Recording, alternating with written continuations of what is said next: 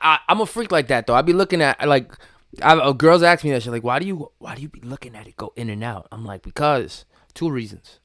If I pay attention to anything else, I might come fast. Like if I'm kissing you and we're all caressing and the moment's getting really hot, and I might just come fast because like I'm in the. But if I'm looking down at me, fuck you, my mind just goes, I'm in a porn. My eyes just go, you're watching porn, Gil. You're not even fucking her right now. You're just watching porn. You're just the simulation. That's it. Like you're VR yourself. I saw porn in VR. That shit's amazing. Yeah, they got like crazy VR. Her titty was in my mouth. Yeah. That's how you look outside. Look to my left and my windows are open. My neighbor's just like, I got the Oculus on, like. Like, fuck are you doing? Yo, my man asked me, would you rather, because now they have these VRs that are connected to fake pussy machines. Yes, I've seen it. So would you rather fuck a robot female, or would you rather fuck a fake pussy in VR world? Privately, right? Because the ones they were showing, What's up, niggas, everybody? This is your... all right, what, nigga, you're supposed to get these soundboards ready. The Bluetooth speaker's not turning on. What's that? I gave it 10 minutes and then I was like, I gotta get ready. Yeah, it wasn't turning on for some reason. Maybe I'm doing something stupid. Maybe I hit it. Yeah, I probably hit a button. You know me. I'm always hitting buttons. Ew. I'm the button toucher. Good for don't touch say it like buttons. that. Don't say that to the wrong Would person. you like me to touch your button, Richard? No.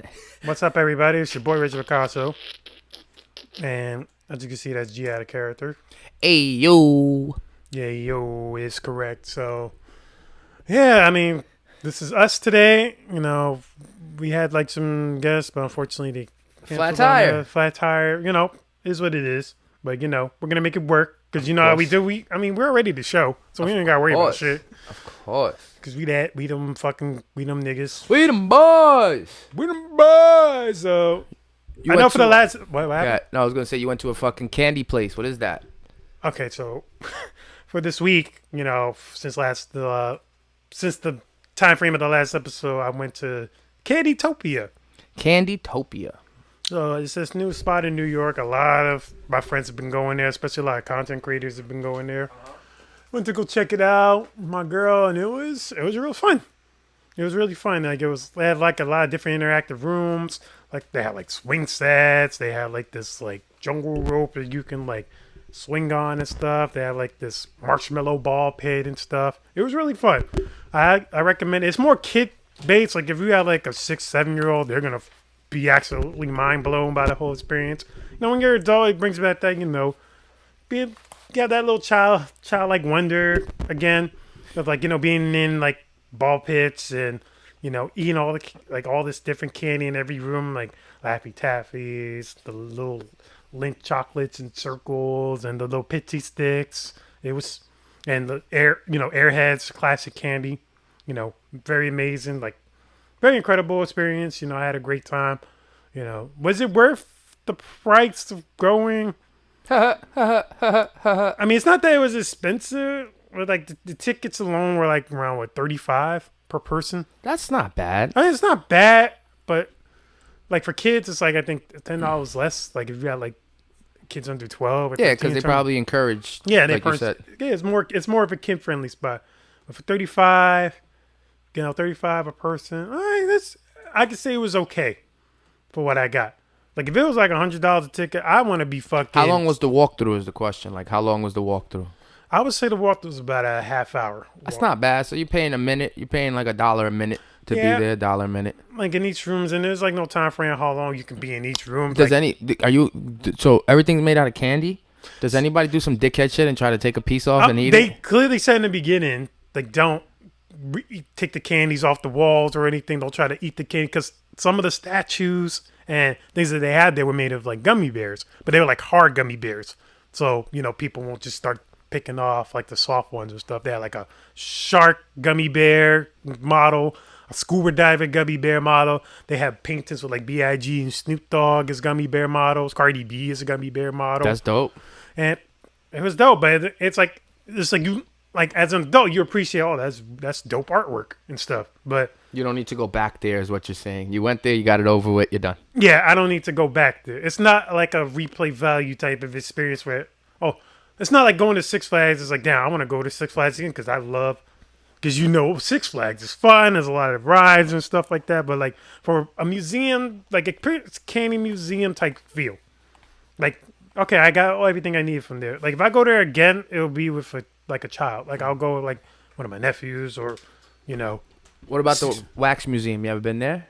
the wax museum, like Madame Tussauds and stuff. Yeah. No, I never been there. Oh, that was You good. been there? Yeah, that was good. Wax Museum was good. They had, J-Lo, all the people, and I found that to be, I think that was like $35, $40 too to walk in. But I found it very, very dope, like, and then it gets a little boring, of course, because it's like, all right, everybody's made out of wax. And Like I'm not made out of wax. you got to take appreciation to just like the candy place you were at. The people that take their time to sculpt these things, like with the wax molding. I know that there's not a fucking molding of Leonardo DiCaprio. They have to do that by hand. They have to, literally sculpt the wax, paint the wax. That shit. I give. That's why these niggas on YouTube, Rich, be having so many views on Lego videos. When they put Legos together, Make Lego models and that shit. time that they take, people appreciate it and don't believe that it's real. Like I used to be obsessed with watching the domino videos. You know how niggas set up dominoes and they knock them down and it's all over the world. There'll be like 20, 30,000 dominoes and they just hit one. Yeah, I used to be obsessed with that because I like to see how things come together. But the end product has never been my end product is cool. We love we love when our song is complete, mix and mastered. That shit's awesome. But the process of making it though, that's the magic, right? No, because people only see the end product. Uh-huh. They only see the top. They never see where you started, like from the dirt. Nope. Like thinking of the song, finding the right beat, make sure the beat's good, editing certain parts, moving shit over, writing your verse, thinking of a hook, see if it needs features, going to the studio, like sitting there for hours, moving shit over, see if it needs sounds and stuff. Like it takes a lot from one song. That's why motherfucking like producers and certain artists they charge like certain amounts. Certain studios, like what studio you doing it at too, is very important too. What producer you got is very important. Where you do this at, like people think, oh, you just sitting. It's like you and a producer just sitting there. Oh, you press a button. Because I used to think that too when I first started. Because I would hear all this music and think like, oh, this rap shit's easy. It's not like singing, but you gotta really take your time. All I gotta do is talk. Yeah, all you gotta do is talk. Like, so I'm like, I ran out of breath. I remember the first time I tried being in the studio and I ran out of breath like in 2 sentences. I'm like, the fuck, and then like again, like you gotta have more delivery, better delivery. But I'm like, what the fuck? I'm like, and so in like an hour, I was just like, nah, let me go back, reassess this whole shit again. Nah, yeah, like I believe you. Like I didn't think that it was like that. Like you go in, spit your bars, and that's it. Because luckily the people that brought me into music, they were like Quest and Ed. They were a little bit more intricate, like, oh no, it needs this, or no, it needs that, or no, we should layer it this way, oh, say that ad lib there, or so it's like lyrically I learned how to construct songs, and then when you start making songs for yourself, you get the privilege of putting it how it sounds. And you could sit there with your project for like a week, right? Or a song for like a week, and you just missed something. Then all of a sudden, that sound like from the train station, or that interview you watch to give you the intro to your song, right? Like we've learned to become craftsmiths of our art. Yes. You know what I'm saying? Like it's not just you give me a paintbrush, you give me a canvas, and I could draw you a picture. Boom. Nah, it's more than that. There's a huge level of genius and thought that goes into every song, every performance, bro, that's what I see straight up when you're yo-yoing. Even if it looks like easy to you and you're just throwing up gang signs, I still see how the rest of the world sees it, because I'm like, damn, I know you've been doing it for so long that it kind of falls into place for you, but it doesn't look like that for us. It looks crazy complicated. It took a lot of time and it took a lot of fuck ups for me to just do some of the most basic, just to know the foundations. And isn't that the name of the game? In the name of the game, to fuck up, to find out how you do it better. Like you can't beat yourself down when you fail. When you fail, you have to continue to be enthusiastic. You can't be mad when you fail. Failing is part of the process, but you have to admit when you fail. Speaking of admitting when you're failing, Jack, Jack, listen. I addressed you on Yeah. my podcast, right? I'm gonna address you again, and I'm gonna tag both of them just so you can see I'm saying it in two different places. Jack, I don't know if you tried to put your Drake cape on, try to sound like Drake. I think he's heard that a billion times I already. think Paul Rosenberg gassed you up, comparing you as to he, Eminem. as Paul Rosenberg has done in the past for other artists. Gassed you up. You know, the only gas that Paul Rosenberg ever gave that I ever took part in was Kendrick.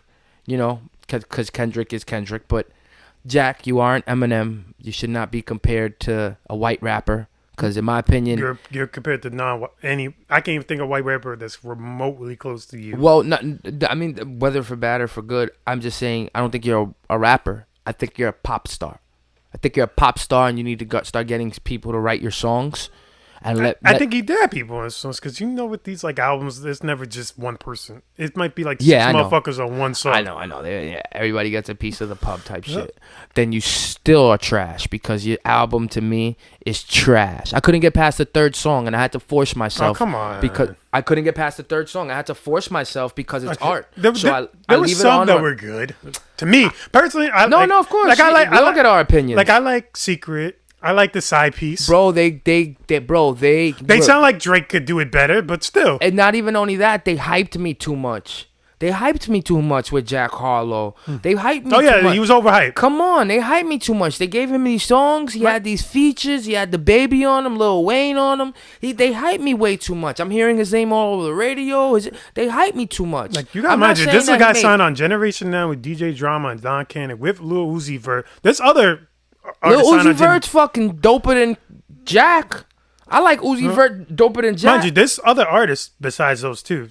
There's like, I think 4 other ones, but they're not like out yet. I think they're in their artist development phase still. Okay. But for Jack Harlow to be He's supposed to considered be- the next one up and everything, Yeah. nah. Yeah. He's like he's a diet Drake. He's a Diet Drake. Yo, we should name this episode Diet Drake. Put Jack Harlow's picture. Put Jack Diet Harlow's picture with, because it's true though. You know, like, boom. I like Fabio's album better. Boom. Drake. And I don't like Fabio's album. I like Fabio's album better. He don't like Fabio's album. Boom. I like Kendrick's album obviously better. I didn't really like this Kendrick Lamar, but I like it better than Jack Harlow's. And then I like Pusha T's album. I would love Pusha T. That's Grammy nominated. That's Grammy nominated, Instantly. right? Because like every song gets like, imagine this is a guy that I think he only sold like a little over 50,000 copies in his first week. Kendrick sold what? I'm gonna look it up. That Pusha T album is better than Kendrick's album. No, that Pusha T album is better than Kendrick's. It's crazy because every song hit, the bars are there. You know, he didn't like try to like get too experimental. He didn't even really get experimental. He kept it at his roots. Wow, Kendrick sold 353,000 copies. Kendrick sold Yeah, as first expected. week. And that's a flop to me. Well, no, if you sell over 300K No, now, it's superstar. For his standard, okay, yes. No, that's superstar now. It's not like we. I thought he sold 286,000. I just read 353K. Where, Billboard? Or where? Because I heard 286,000. It sold 200. Because there's no bundle packages anymore with Billboard. They're not letting that shit slide. So, because I remember when Drake came out, that nigga sold 615,000, which is like fucking amazing. I think the reason why Kendrick didn't sell as much was because he took too long coming back. He took 5 years off. You can have a great album like Dan and then think, oh, I could relax for half a decade and then come out with some fucking Mr. Morale and the Big Steppers type shit. Well, oh yeah, you're right. See, according to Sound Control, 286 its first week. I'm See, sorry. 286. I'm sorry. I We looked it up. we I get looked the it up. facts right here. We got the facts right here. 286. So to me, for Kendrick's standard, I mean, look, it's not a flop overall. Cause look, 286,000. That's over 250,000 albums in a week. So he's definitely gonna go. He's if not gold already, he's gonna go platinum regardless. But to standards of how Kendrick makes albums, because remember his first album, I think he only sold like 70,000 or some shit for Good Kid, Mad City, and then he just kept going, and then dropping To Pimp a Butterfly, and then Damn and stuff. To the standard of albums, he stole 55 on Pusha. 55 compared to But 286,000. his album debuted #1. Yes, his album debuted #1. That's a big deal. That that's for a huge, Pusha T, a guy that's been in the a game for over fucking 20 drug plus dealer. years. But 20 drug plus dealer. years. 20 plus years. It's in the game, still going #1. You got a #1 fucking album, and you're going up against niggas like Drake. You're going up against niggas like Cole. You're going up against, and not to say Pusha T ain't hungry like them, but you're going up against people that have more of the machine behind them. Like Pusha T, when he was on Drink Champs, all he did was like praise Kanye. Yep. Compared to what Big Sean did, you know, like, Shit but all he on did him. was praise Kanye. All he did was half like, praise, half shit on yo, him. the nigga even said, I'll never get. Like, he even, like, I'll never get Hov for a video for Neck and Wrist, but I got him on the verse. You know what I mean? Like, he's not dumb. He understands to get these people's time and attention and genius, you got to move at their wave a little bit. All right, so this also begs the question, because I also see this online because of Kendrick and Jack Harlow. Go. Who would be considered a stadium artist? Amongst. Like, Hov is a stadium artist. yes. Kendrick is a stadium artist. Are you sure? Now that I say it, it depends where the stadium is. With Hov, it doesn't. Jack Harlow, fuck no. Jack Harlow's not even. Jack Harlow could barely touch SOBs with the album I saw. With the album I heard, Jack, you don't even deserve SOBs, and that's no slight on SOBs, but nah, you ain't nowhere near stadiums unless you do all those features like you did with What's Poppin'. That's you gotta have that what's poppin' energy and keep running with it for the next 3 years. Maybe you could do like no, he can't even do one stadium. Cole got his tour. Cole does his tour, his Dream Lovers, Dream House tour, whatever. Yes, but it's like Dreamsville tour, Dreamsville tour. Yeah, the Dreamville tour. Yeah. But you know he has a bunch of artists too with him. Like, You're talking about an individual basis. Who the fuck can fill a like, stadium? Can Cole fill out a stadium? Shit, Eminem can. Eminem anywhere. Eminem in can. the world. Jay-Z can. I'm trying to think of the names. Can Kendrick fill out a stadium? I don't know. It depends if the stadium's in LA. Yup. If it's in LA, yup. I think if it's in New York, I don't know. For 20, I don't know. For 20,000 seats. I don't know. More than that. Madison Square Garden's more. I think. How many stars? I think it's more. 50. I don't know. Because remember, they don't use the entire stadium. Sometimes they'll sometimes use half the stadium, and then because they set up behind like the screen to set up like all the visuals and shit like that. The only time I've ever seen that was like with Prince when he did it in the center. Oh, you're right. 20,000. Yeah, it's about 20,000. Because 50,000, that's like fucking. You might as well do it in the desert at that point. That's like doing Coachella or some shit. You know, but that's a very valid question though, because see, even though I love Uzi, but he can never be a stadium artist. Just because you could sell 300K in a week, doesn't mean that a lot of motherfuckers. I mean, I think you got to make stadium music. Yes, you got to make music that's more for everybody. Like your whole album got to be everybody. But you know what, Kendrick? You know what you see, but you know where you can turn. Yes, like say somebody's catalog is not like everything, so you bring your features. You know but you can turn. If you have the right marketing, you can sell those tickets. You can. You know what Kendrick did, my nigga? Son, whoever did their marketing is like on vacation. There's no marketing behind Kendrick. He didn't do no rollout. He didn't do no interviews. He didn't roll out. Well, how? He dropped the Heart Part 5. He did a rollout with one song after we haven't heard from. That's still a rollout. My nigga, he did 2 songs. He did the song with his cousin or his nephew, smoking on your top 5. Yeah, smoking on your top 5 tonight. Yep. And then he did that song Part 5, which a lot of people saying it shouldn't even be part of the Heart series. A lot of people that are his fans are saying that's not even part of the Heart series. I think that's why it wasn't on the album either. Well, but my whole point to you is that that's not a rollout. For me, you're Kendrick Lamar. I expect a little bit more. This your last album on TDE. I expect a little bit more. I expected a hype train to come through. I expected to. How the fuck was Peter Rosenberg and all these niggas talking about Jack Harlow's album? Yeah, Jack Harlow. Wait. You're talking about Jack Harlow's album, which before we heard it, but before we heard it, Come Home, the Kids Miss You. But before we heard it, it shouldn't have been a big deal compared to Kendrick's last album on TDE. It's been 5 years since he dropped.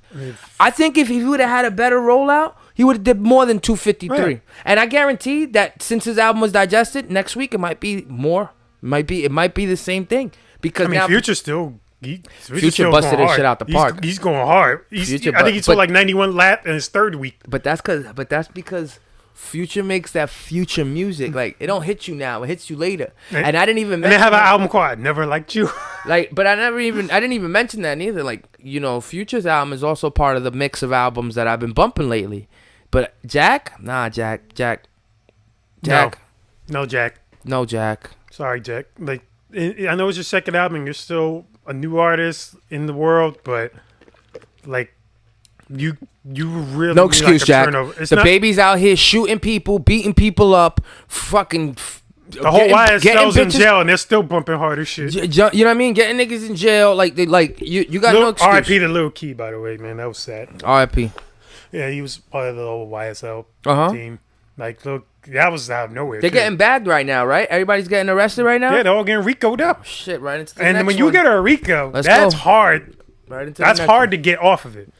Like, of course, because they're that's federal charges. Well, you There's know a what difference between like police like charging you and federal agents. Well, it's not charging even you. only that. Anytime federal charges you, you know that they got the case because you know with the feds Signed, they sealed, don't delivered. miss, and Nope. then you know with the feds they want you for 10, you're doing 70%. You know feds don't miss. But on the flip side of it, what a RICO is that if I did any business with you while you were running a criminal enterprise, any business, bro, if we traded goods, if any type of business, if I was in your vicinity, if any type of business that I was doing could look like it has a hand in what you do, like let's just say you buy cars from me. Say you buy cars from me and that's what you do. You're a drug dealer, that's what you do. You buy cars from me. Say I don't sign off on the paperwork properly because you're coming in for new cars all the time and you pay me, you're my mans. I'm not part of your RICO case. They're going to come after me, even though I don't know what you do for a living. They're going to be like, so what did you do? All right, look, he came in. I signed all these cars. He would pay me extra money. Every couple months he would switch. I don't know what he did or what he was doing or, oh, you sure? Could you testify that he came in and paid you cash and now that guy's part of the RICO indictment? Because he did something to help the other guy with his... Whether or not he knew it or not. But I don't know, B. They saying they got recordings of Young Thug giving green lights to kill niggas in jail. Which is, once they got the recordings and you saying, hey, go over here or get this motherfucker, that's it. Like you guys haven't learned your lessons. You guys haven't seen Law and Order enough. You guys haven't seen CSI. You guys don't watch TV enough. Maybe not because you're superstars, but damn, you would think you're superstars, then you would have the people that you're paying to be in place to do right by you and let you know, bro, don't send that message, don't make that phone call, I'll do it for you. Every call, like ever since like any type of business that I usually now I like make sure that it's recorded and I let them know like, hey, look, this conversation is being recorded and it's for my personal things. Like if I say anything, I'm trying to make it look like I'm doing this in case I say anything wrong and it won't be misinterpreted later on. Yep. Not like what they say, more what I say. But at the same time, it's like, look, hey, I'm doing a professional business. I want to keep it professional, and you know, and trust me, I'm not a nigga that just records every fucking body. It has to be something that I know that's going to be super serious and something that's going to be like the next level shit for not only for myself but for everybody that's going to personally affect around me. Yeah, nah, you know, and you, to be honest, another thing, this world is weird. You can trust a person one day, you can't trust them the next day. You know, they can say they said something to you, and then if it's not documented or in receipts, they never really said it. And I keep my texts, by the way. So anybody texts me shit and think I just automatically delete it. If it's anything that's like business or anything that sounds like incriminating, or Picasso's fucked up, Picasso did this and that. So look. That wasn't the case according to these texts. When you were saying this type of shit, I didn't mean that, you took it out of context. I'm like, look, it's right fucking here. It's in the recording. I could play it right here on this fucking podcast and show you. Yeah, but like I said, you know, even then, my nigga, I've been caught with receipts from bitches and I still deny it. I'm like, that wasn't me. It says your name right there. I didn't write that though. That's Fumamucho. I'm fucking Gilbert. I didn't write that though. You know, like, I mean, who's Fumamucho? I hope that YSL is good. It does suck, you know, for all you rappers, everybody in this world. You know, DMX said it. Rest in peace. You do dirt, you get dirt.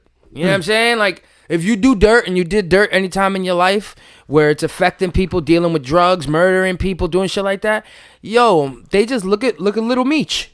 Oh, that was stupid. But it doesn't, like, it even but so, they're watching you guys. They're watching you guys. Like, you already know how the fuck your father already is. and you're already like 50 Cent's trying to fucking make you kind of a star in the whole BMF everything.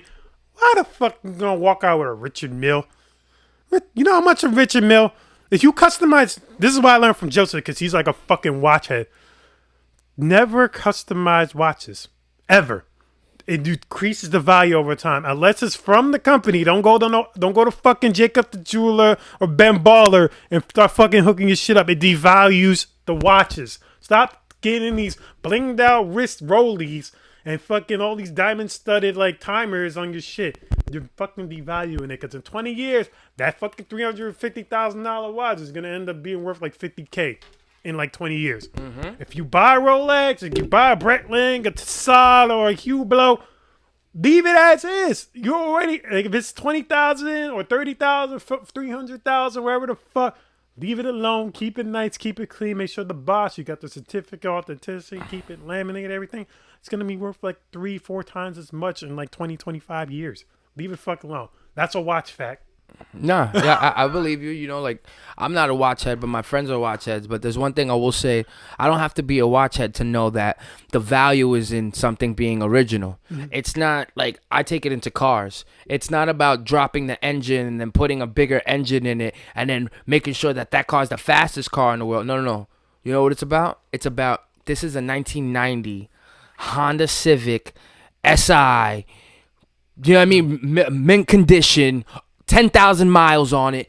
Everything that a person's gonna buy that. A person's gonna buy that original sticker, that original door, that original. Yo, this is the original. They like that better. A world record was just made for a car that recently just got bought. It's like a 1955 Mercedes Benz like sports car, sold for $1.42 million. I believe you. It just recently got sold. I think before that it was like Ferrari just came out with a $2.5 million car, and it don't have a Richard. It doesn't have a hood. I mean a roof. It's a one-seater. Doesn't have a roof, and it doesn't have a windshield neither. They created this arrow design in the dashboard that the airflow goes like this, and you're supposed to drive the car with a helmet. So it's like $2.5 million Ferrari. Who the fuck is buying these things? Yes. Because that shit has to be what it's made out of. Because that's not a car I would fucking take on the road. Casually going to the supermarket or the mall with. I mean, but most of these, you know, when you play big, and you're in the league of big, people expect big from you. So you're never gonna expect big from me. I'm gonna be still that basic nigga wearing free clothes and. No, I ain't gonna lie, nigga. Yours. I get money. My yo-yos are gonna cost more than the shit. That's what I was about to say. I'm gonna have a tricked out garage of Hondas. Late 1990 JDMs. That's all you're gonna see. Late 1990 JDMs, RX-7s, Toyota Supers, and Hondas. And I'll have one good expensive car of the year. I'll have one expensive car of the year. Just to have it there, just to have it parked, just nice. But everything else is looking all trash bags. All my yo-yos are gonna be titanium and magnesium in a fucking titanium box, bulletproof. So you try shooting, it won't even go through. Yeah, I guess a bulletproof. That's the only most expensive thing I'll have. I'll still be probably in the same fucking house with the same fucking cars with the same fucking clothes. Not like do a little upgrade, pay off the mortgage completely, and just fucking be chilling, just paying all the utilities the rest of my life. And I need water and I need fucking air. I mean, I can't lie. Basic living is cool, and it's something that I would. Financial freedom is more my stake. I do like nice things. You know, I may not be like a materialistic person, but I like nice things. Like I like toys. Pause. You know what I'm saying? Like I like my RC cars. I like my RC boats. I like my drones. You know, I like real life cars. You know, like I like titties and ass. I like my toys. You know, like those are the things that I pay for. Those are the things that I'll pay for though. Genuinely, like I won't go out there and fucking like I couldn't see myself buying no fucking $150 million house. Like, even why? If I had it. There's people that buy it. Even if I had, that's what I'm saying. But like, why? Why you need a house with 13 rooms? Maybe they put the whole family in it. Maybe this is their dying house. I'm gonna die here. I'm gonna die here, and it's gonna be for the rest of my family. So you know what? This is gonna be the Everybody got their reasons. What I'm telling you is, I'd rather give my family the money. Here, y'all do it what y'all with. Here. This is how much a house costs. $300-400 grand. Here's 300-400 grand because I got it. Go do you. You know, I don't need to buy a big ass house. I'd rather have land. I'd rather have land with animals and like little houses on it so my family could live there rather than buying one big fucking man. Like, for me, it's just crazy. Some of these houses, though, are really bananas. And Rich. I've seen those mansion tours. Yo, I'm like, why do you need a pool the size of like that's 10 acres long?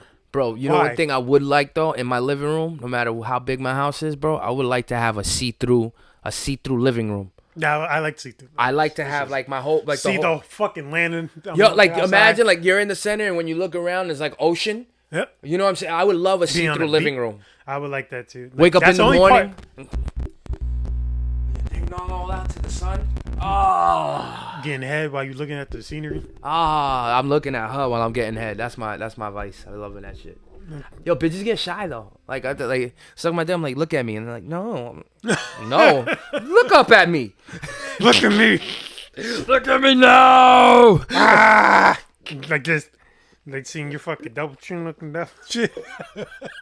I ain't got a double chin. Thank God.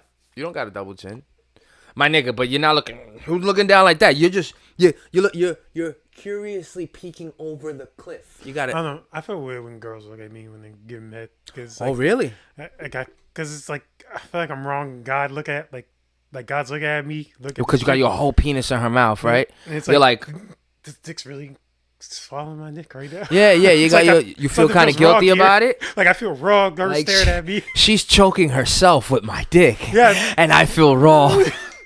Like damn. And she's like loving it. Like oh, it's so good. I'm like, you sure?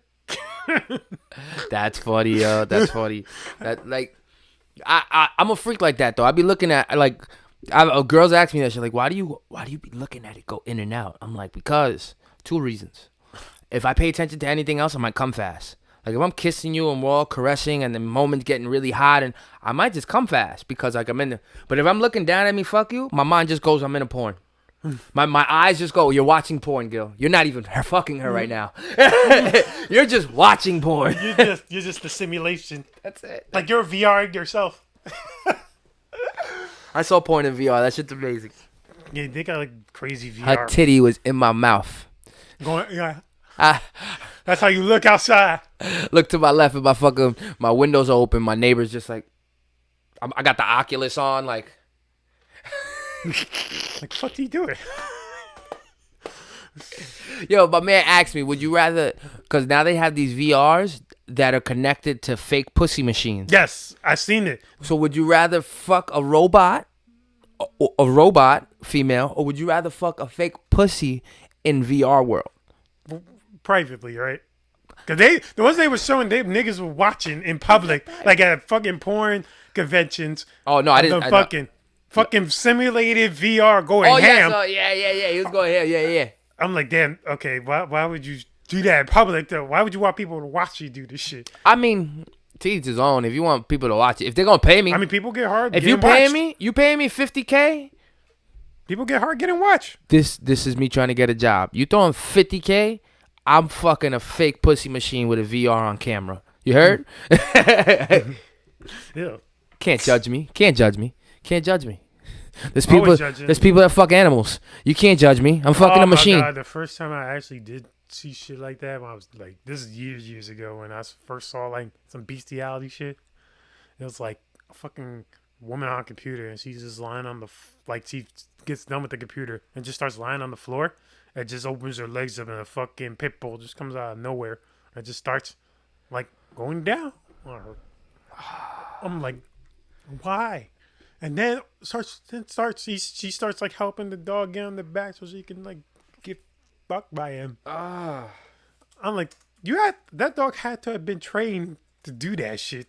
It's not like, of course. Well, dogs know how to hump. But it's like you're guiding an animal to do stuff to you. Like, why? That's like disgusting. All right. So you ever heard of a guy called Kenneth Pinion? Nope. This guy named Kenneth Pinion died from letting a horse fuck him. Mm-hmm. Of course. He used to get fucked by horses often. This one was just particularly bad today. And then blew he had the bad horse dick today. It blew his colon out. A fucking horse's dick's like a 4-year-old size dick. It's called the Enum Claw horse case. was a series of incidences in 2005 involving Kenneth Pinion, an engineer who worked for Boeing, the plane people, the planes that have been crashing over the past 10 years, Boeing, and resided in Gig Harbor, Washington. That's that rich people shit. James Michael Tate, a truck driver, and another unidentified man, Pinion. This is on Wikipedia, by the way. Listen, Pinion and Tate filmed and distributed zoophiliac pornography. Look at Yo-Yo's face. Yo. Why would you introduce over him? time, Pinion received fatal internal injuries. Of course you in did. one such incident. Of course you did. It's a horse dick. Ah! That's like the Great American Bash dick times 3. Ah! Yeah, I don't know who's funnier. The guy that died by getting fucked by a horse, or the guy that died by getting eaten by a bear. You know Grizzly Man? Yeah, the Grizzly Man. Yeah, that's another idiot. Both fucking idiots. They have to have been white people. That's white people God. shit. These are white people problems. Those are white people problems, yo. White people just want to kill themselves in the most strangest ways. Yo, B, this nigga spent 13 seasons with bears. And if you ever watch Grizzly Man, it's probably the funniest, saddest parody ever. Like, he's over here like, oh, these bears are in the wild. You can't back down from them. If you back down from them, I move from 1 second, he kills me. So I have to stand my ground. And the bear's coming up to him, like, and he's like, roof, roof, and he's like, no, you stop that. You stop that. And then the bear like steps away and comes off, and he goes, you know I love you. You know what? I love you. To the bear. What? Yo. Like, why? Why? That's a fucking animal. It's a wild animal. You're telling him to stop? You know I love you.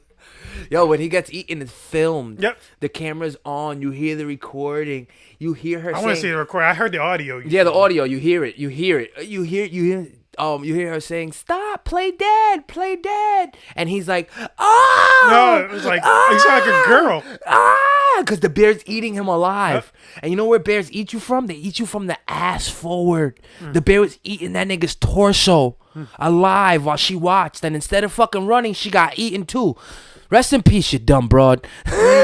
Yo, for all you bitches that stand by your nigga no matter what, she's a good example of why you shouldn't. Because you're dating the bear, and then eventually he's going to fucking eat you from your asshole and destroy your torso. I don't know what the fuck you guys thought. Hey, boo-boo, only you can prevent forest fires. Them niggas are bears. You can't take, even the fucking ones in the circus, they'll fucking attack their owners at some point. They'll switch to that wildlife mode and fucking kill them. That's happened. Certain Ringling Brothers shows could even happen because of that type of shit. They're like, oh, the fucking bear ate the bear tamer, so we gotta cancel. We can't do that show tonight. And then just move the fuck on. Oh my god, yo. It was way different back then. Nah, of course it was way different back then. So I had a pretty eventful weekend, G. Yeah, usually we come in here and we give your fucking Instagram, but today we could give mine too. Yeah, you actually did stuff. I actually did stuff. So on Friday, he posted it. Shout out to my nigga Space. He did stuff and posted it. See my nigga Space right here, and he got the whole filming crew. They had a dope video. Some girls, some ass shaking. I came out like an hour and a half late because I was working my new job. You know, so I came out like an hour and a half late. But when I got there, one of the shorties outside, and she, I know you, and I'm like, no, you don't. Yeah, and yo, they were dope. Everybody's energy was super high. It was their last couple scenes to shoot, but it was great to see them working. They rented out a spot. You know what I mean? Like, it was great to see. It was great to be invited to that. Like, Space got an album coming this summer. So Space has been on the move right now. You know, salute to you, Space. Yeah, go check his shit out. He's fucking. Yeah, he was one friend of the show. He's a fucking astronaut, bro. Definitely check out the interview we shot with him too. Word, we did have an interview with him. Definitely check that out. He wore a space helmet, if I'm not mistaken, or you wore the space helmet. He wore the space helmet. He wore the space. I was wearing a Ringling Brothers, my Ringling. It was a Halloween special, right? Yeah, so it was back in like October or November. More in October, I think. So yeah, I had a dope time with Space and the ladies. It was awesome. And then after leaving there, going to sleep 1:30 in the morning, I was up at 3:30 to go fishing. We went fishing. Well, I'm a fisherman though. My stepfather, You got like, a fisherman's face. yeah, nah, like, thank God my stepfather, when I was younger, thank God that's one thing that he gave me. Like, he taught me how to fish, tie a knot, clean your fish, cook your fish. You know what I'm saying? He taught me those things, so I could survive if I needed to if I was by an ocean. You know what I'm saying? Like, I could. You'll be Castaway. You'll be Tom Hanks. Wilson's already right. You fall in love Wilson's with a already volleyball. right here in my head, though, my nigga. So you see this? I want you guys to see this boat right here. That boat that you saw, it was called the Titanic. The guy, our friend Jerry, family member, he got this aluminum boat. He paid like a couple $100 for, and then he found a motor right there. He paid another couple $100 for. Yo, I felt that we were gonna capsize at any point in time. This boat was rigidy and rocky. Look. Yo, this is what you get when you get Puerto Ricans in the boat. We gonna make it work. Look. Yo, the boat, we didn't get the boat to do more than 7 miles an hour until we were coming back. Because the engine just wouldn't start. The shit hadn't been... Yo, you know what year that engine was? What? That engine is a 1970 two-stroke Sears motor. Why the fuck you having like a 50-year-old motor? It wasn't mine. I was just part of it, G. I didn't buy it. Like, you can put yourself at risk being a fucking 50... Yo, so... Richard, I'm thinking about this too while I'm there. I'm like, yo, this is sketchy. I'm like, I'll wait by the shore. You niggas have fun. I'm in the middle of the ocean. The motor's not going fast. It's not like it's sitting there. It's sounds like a putt-putt. And then it's 3 people on the boat, 2 skinny niggas and a bigger nigga. And the bigger nigga's in the front. So every time the bigger nigga moves, the whole boat be going like this. So, yo, we're in the middle of the ocean. Whenever ships come by or waves come by, I was so scared. I was like, oh my God. And they're not flinching. I'm like, how y'all niggas not flinching? Y'all niggas not worried this thing's gonna capsize or sink? And They must be used to capsizing. No, they said they're used to doing fucking reckless shit. He was like, yo, Gil, me and Jerry been doing this shit. It was my uncle. Me and Jerry been doing this shit forever. He's like, I'm fucking used to it. You just gotta go sometimes. I'm like, damn, I used to do that. Now I'm more cautious than I've been before. I used to be reckless, nigga. I used to run like that. I remember there was like a barge, not a barge, like a pillar, but like ones with holes in it in the middle of the ocean. Yeah. And like the gate, a metal gate was right here. I was drunk. I leaped to the middle of the barge and I climbed myself to the top. And when I looked down, my homegirl's brother was doing the same thing, but he got scared and he couldn't go up or down. So I had to help him back over to the thing. Yeah. Like, but that's how I am. Like, when you over that fucking gate, that's the reason why that shit's there. I like being reckless. I like climbing. I love climbing. I'm a monkey. I'm a cautious. Like, if I see a sign that says "Beware of You ever dog," broke anything? like broken what? Bones? Broke bones? No, I never broke any bones. Thank God. Never broke no bones. I cracked my head I open. sprained my ankle at best, but I never broke bones. Fractured my ankle. Cracked my head open 3 times. Fractured my hand. Hit by a car. I almost cut my own pinky off. Oh shit! You want to go there? I got a fucking dog food can. I opened a dog food can, sliced my finger all the way open. My mom had to sew it in the bathroom. You didn't go to the hospital? Nah, I didn't go to the hospital. I went to the hospital the next day. Why the next day? Cause she sewed it already. She sewed it and cleaned it. They were gonna do the same thing in the hospital. She already did it. And you just took it? What am I gonna do? Like, I'm pretty good with pain. Like, I'll be pretty good with pain, with all that extra shit. I'll be pretty good. I usually don't flinch a muscle. Yeah, okay. You flinch a muscle. I'm pretty good with pain. I am. Like that's why I don't like getting tattoos. That's involuntary pain. Why you got so many? These are bad decisions. That's all I can say, my nigga. These are bad decisions. Like, because now when I sit there and think about sitting down and somebody drilling my arm, I don't even like it, bro. I don't even like it. I'm like, oh, I don't want to do this. I don't want to do. They look dope. But I hate that pain. I'm a pussy when it comes to it. Speaking about pussy and pain, what you think about Dave getting jumped? Dave getting jumped. What you think about Dave getting jumped? Do you think that this is the start of a pandemic where comedians have to watch what they say and always have security now because people feel like it's okay to jump on a stage? Or do you think this was the doing of one individual crackhead man? I mean, has anybody else gotten jumped since that? Has anybody else gotten jumped since that incident?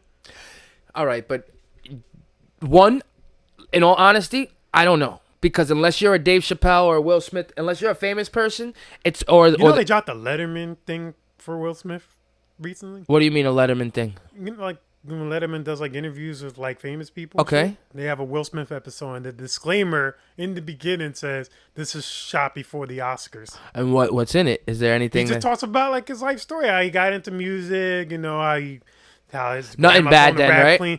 Nothing bad there, but it's like they put this out for. Vlad does that all the time. As soon as a rapper dies, Vlad updates the flashback. Or if a rapper's in the news and they're talking about him, Vlad brings it right back. Vlad does that. It's all did with Kevin Samuels. That's why you media niggas, I know it's your job, but everybody's job comes with a little bit of nasty culture. And as long as you guys admit that that's nasty culture, somebody dies, somebody's in trouble, so you bring up old shit that they done with you on your hey, it's there for people to find already. You bringing it up, that's nasty culture. And if you don't feel like it's nasty culture, then I really can't like fuck with you. As a media person though, that's nasty culture. It comes with the territory, but at least admit like, yeah, I do this because it's my job. Adam 22 does the same thing. Yep. Adam 22 does the same thing. And he has no shame about it. Yep. Talk about his whole OnlyFans and you know what I'm saying? Bitches like, fucking like, I wonder what you do with that though. Like when you're older, man. I wonder what you do with that with your It's daughter. They have a daughter. They have a kid or a son. What do you do with that? When what you're just gonna you think just because it's not like they're old. They're not like Adam's not in his 40s. Like Vlad's like in his 40s. Bro, Adam looks like he's 80. Well, that's just white people being old. Adam looks like he's 80. White people get old young. That's a fact. Those tattoos he got, Adam, like, man, I shouldn't do this because I don't know the dude. Never met the dude, but he seems to me like a culture vulture. He seems to me like a culture vulture. And like AD and House Phone and all them niggas, I get it. You guys kind of verify him in the hip hop world a little bit, but he looks like a culture vulture. He looks like a fucking, I know he's a media person. I know this is what he set out to do, but I think he exploits hip hop. I think he exploits hip hop because we're the most controversial world to live in. Nothing happens in the pop world. Nothing happens in the rock world.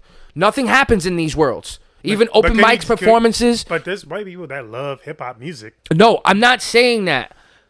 They're allowed to love hip hop music, but I think like, I don't know. I just find that Adam doesn't come across as like a genuine hip hop guy. He just looks like a guy that talks about hip hop. You understand? There's one thing when you love the music and you're into the music and you're into the culture. I think he just uses it as a step to talk about, to make money off of it. Like a news reporter. Like a news reporter would. He just reports news. My thing is that he only reports like rap news. I mean, he's more No Jumpers, mainly like a rap type of rap podcast. I get it. But for then they'll do some more shit. Like, they'll talk to somebody in the mob. Rosenberg rubs me the same way.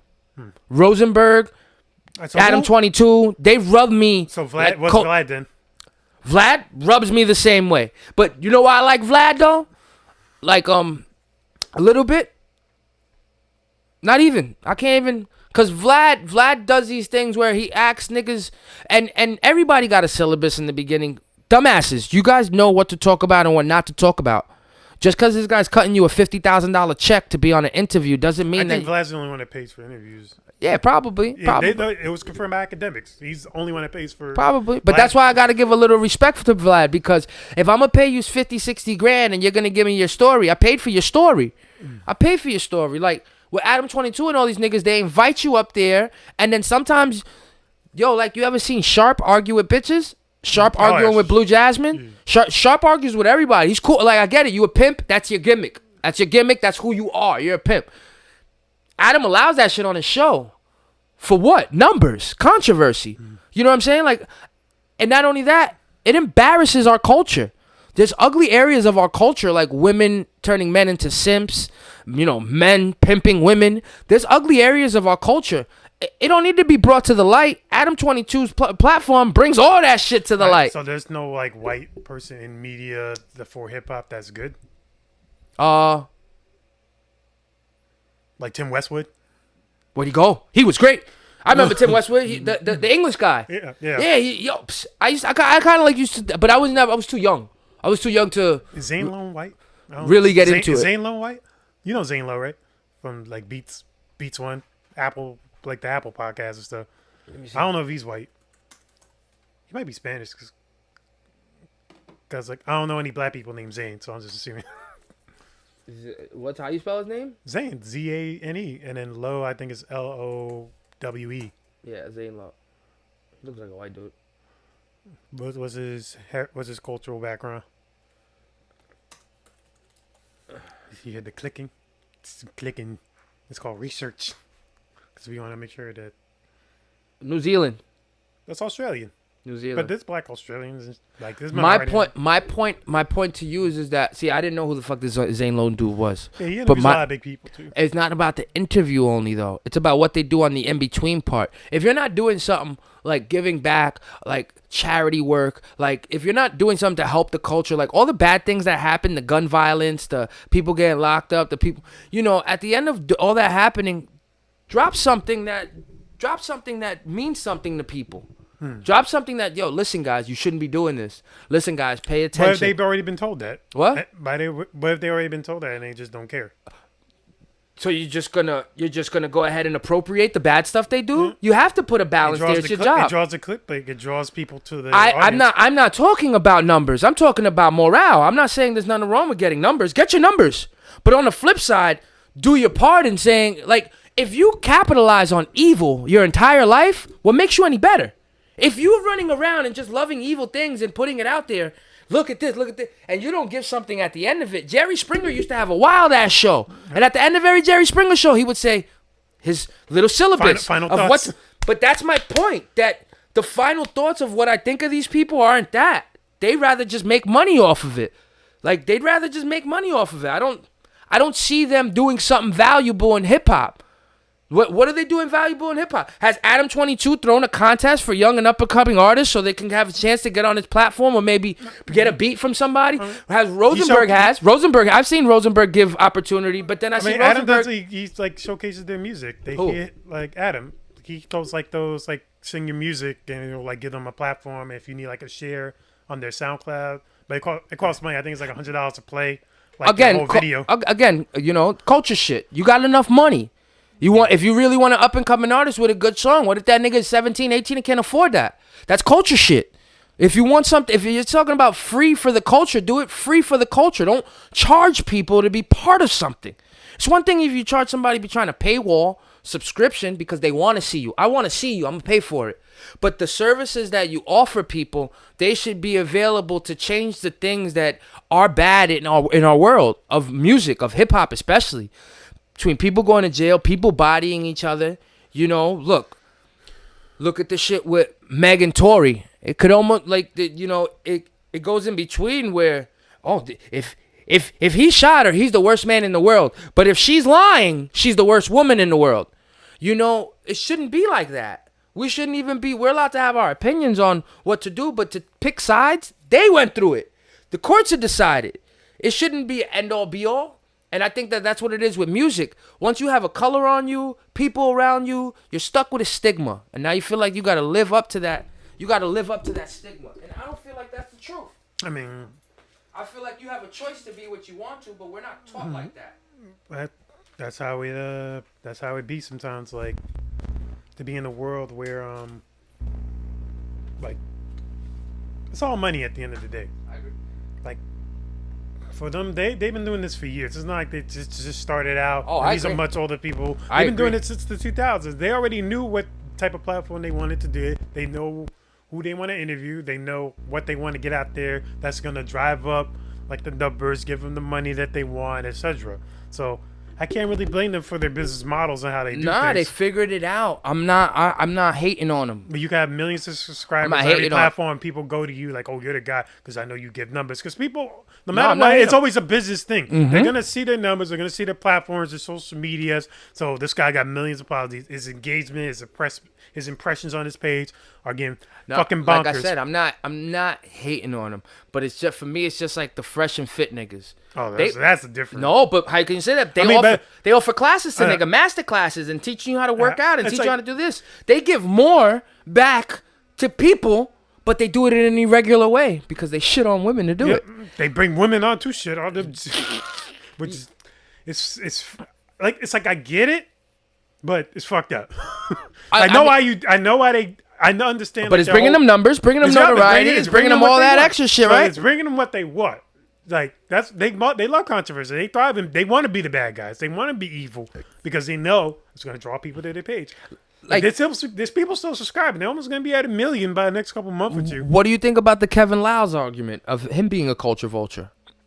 Oh, you know who Kevin Liles is, right? Yeah, Def Jam. Yeah, greatest like A&R. All right. What do you think about people accusing him of using black people and appropriating black culture? Is he black? What? You sure you're talking about the right? Kevin Liles is black. Was it? You talking about Leo Cohen? Oh, Cohen. Leo Cohen. Like, my bad. Like, I mean, my bad. Talking about? Leo Cohen. Yeah. What about Leo Cohen though? You know, they say that he was. I think he's more. I know I am. I don't care. I am. Like if you look there's at levels. interview, There's levels to this culture vulture shit. Like he blatantly just is like the more fucked up your story is, the more I can push it out there to the youth because they're gonna eat it up. He said this in interviews multiple times. He's like, I don't care. Like as long as it gives me money, I don't give a shit. He said that. So do you think that the whole culture vulture enigma should be like? It's like this. Who's a culture vulture now in the industry? Who's a culture vulture now in the industry? Jack Harlow. I think Jack Harlow's a plant. I think he's a plant. I mean, he's been fighting that. I mean, there's videos and stuff of him before his come up.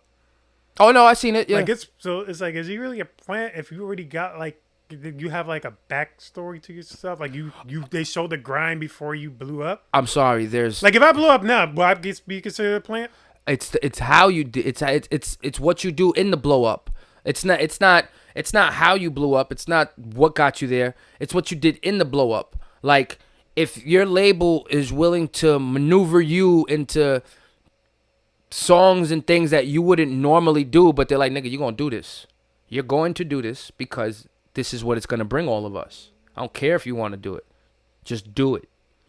When you're an That's a 360 deal then. No. When you're an industry plant, in my opinion, they maneuver you into places where they know that you're gonna make all the money. Yeah, that's how 360s work. That's how I could consider Jack Harlow an industry plant. He's a white young rapper who's not selling. They're still gonna make. Do you think? How do you think he sold 115,000? If we can both clearly agree, Pusha T's album was 10 times better. You know how he sold 115? An industry plant. That's my point. If better music doesn't thrive, because I can argue with you with that Kendrick and Pusha T album. I think Kendrick deserves what he sold. I don't think Pusha deserves. You know what I'm saying? But then I don't think Jack Harlow deserves. To me, those are industry plant numbers. Because his album was clearly trash.